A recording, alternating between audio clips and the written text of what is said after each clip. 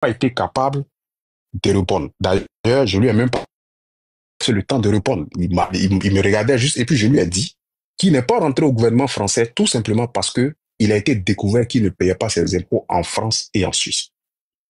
Bien avant moi, Jean-Louis Billon dit que le monsieur n'est pas un contribuable ici en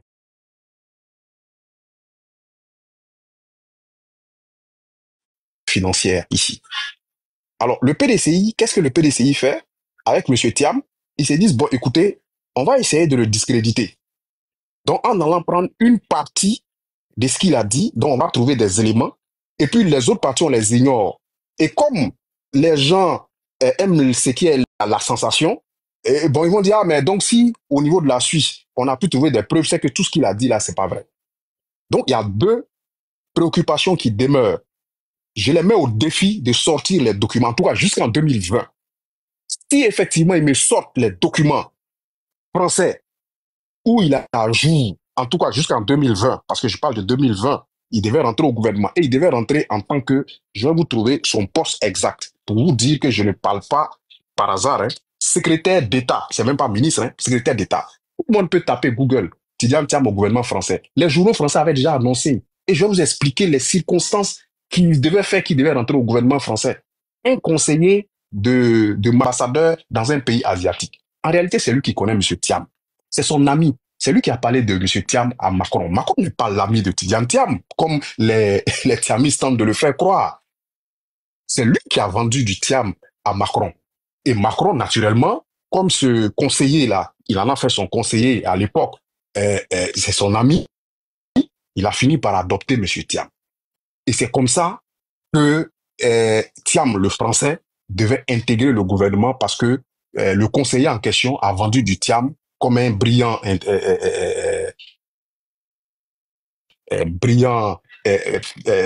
économiste ou bien brillant banquier et tout ça.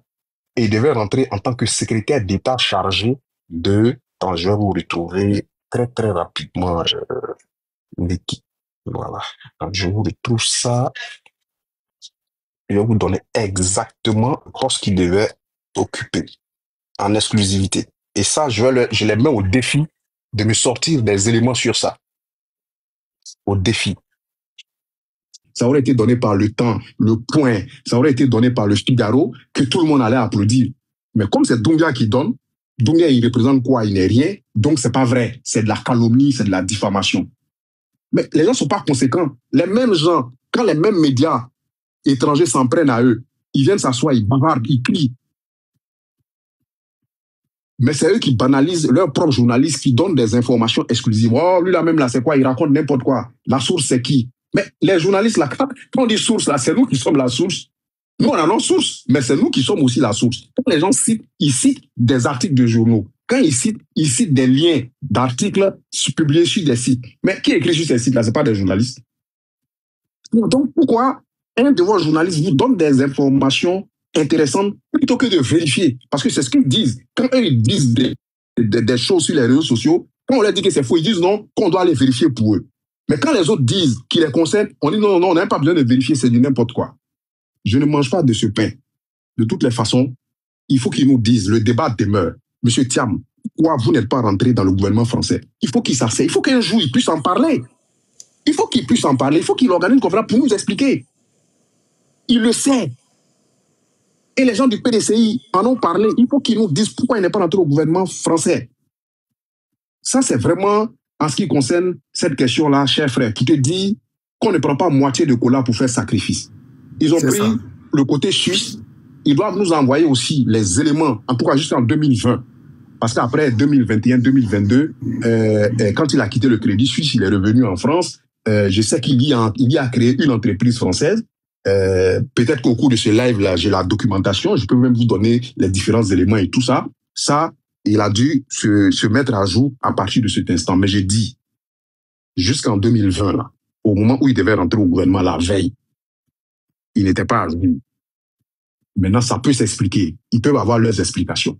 Mais ça, là, je reste intransigeant là-dessus. Le jour où ils me sortiront ça, parce que c'était ça qui était le plus important, surtout qu'on est en train de débattre sur la question de sa nationalité française. S'ils sortaient ça, ça allait battre en brèche tout, parce que c'est le plus important. Malheureusement, ils sont allés sortir pour la Suisse. Et ils ont laissé pour la France. Mais ils sortent pour la France. Et puis qu'ils répondent aussi à Bion. Bion dit sur les antennes de la Bion qu'il n'est pas contribuable ivoirien. Mais ils peuvent répondre à Bion. Ils n'ont qu'à sortir aussi une attestation de régularité fiscale ici pour dire qu'il y a longtemps qu'il est ici, il paye ses impôts ici, il fait plein de choses ici. Puis ça, à Doumbia, on essaie de répondre, bon, parce que bon, il faut très rapidement discréditer Doumbia, parce que là, il a beaucoup d'audience, parce que Doumbia est beaucoup suivi, il donne des informations précises. Donc, si on a réussi à le discréditer, on met un coup fatal au dispositif d'information. Non. Doumbia est un être humain. Je peux me tromper. Je suis un journaliste, j'ai mes sources.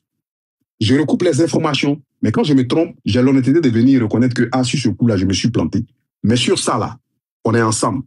Dites aux tiamistes que l'enfumage, là, ça ne passera pas. On va venir, on va dérouler. Je vais vous expliquer pourquoi et progressivement le processus d'enfumage qu'ils ont mis en place depuis qu'il est arrivé en Côte d'Ivoire pour prendre le PDCI. Je ne suis pas en train de dire que demain, ou 10 ans, 15 ans, 20 ans plus tard, si son destin c'est devenu président, il le sera.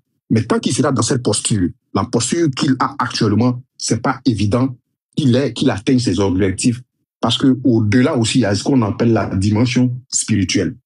Tu ne peux pas vouloir diriger un million de personnes, que tu n'as pas pris le temps de régler un certain nombre de problèmes qui te concernent toi-même. Si tu veux cacher tout ça, et maintenant tomber sur le destin de 30 millions de personnes, parce que les gens disent il faut que le destin s'accomplisse. J'ai dit, mais lui, son destin doit s'accomplir, mais le nôtre aussi doit s'accomplir. Il n'est pas le seul à avoir une destinée. Même s'il doit nous diriger, il faut que nous aussi, nous arrivions là où on veut arriver. Donc, c'est la coïncidence de ce destin-là qui permet à un homme de diriger ou d'être au-dessus des autres. Pour lui, pendant que lui, sa destinée, notre destinée, là, doit rester derrière. Pourquoi? Pourquoi il veut nous cacher un certain nombre de choses? Mais il doit être transparent avec nous. C'est tout ce qu'on demande. Des ceux qui veulent nous gouverner, d'être transparents avec nous.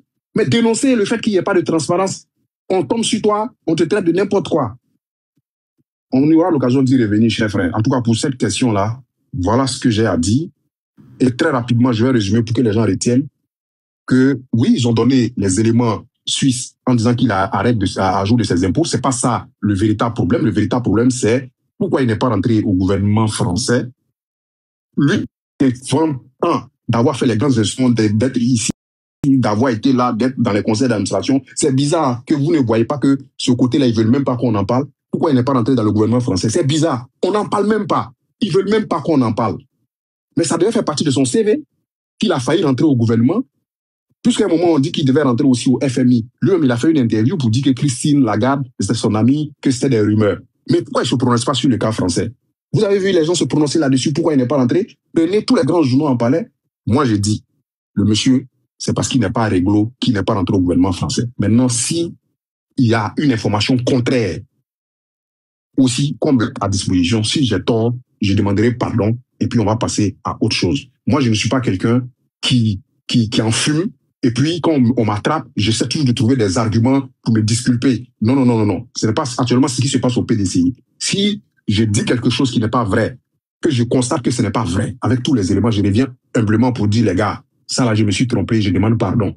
C'est ça qu'on appelle le sens de la responsabilité. Quand on est un homme au sens plein du terme, on se trompe. Quand on sait qu'on s'est trompé, on reconnaît devant tous. Tous ceux qui me côtoient, ils savent que je ne me dérobe pas. Je suis dedans ou je ne suis pas dedans. Si j'estime et quand je tiens quelque chose, je vais jusqu'au bout. C'est ça aussi un journaliste. Je tiens ce gars-là parce que je sais qu'il y a quelque chose. C'est comme un vernis, il faut gratter. Il y a toujours quelque chose derrière. Je suis là et je reste à l'écoute pour d'autres informations. Je vous remercie.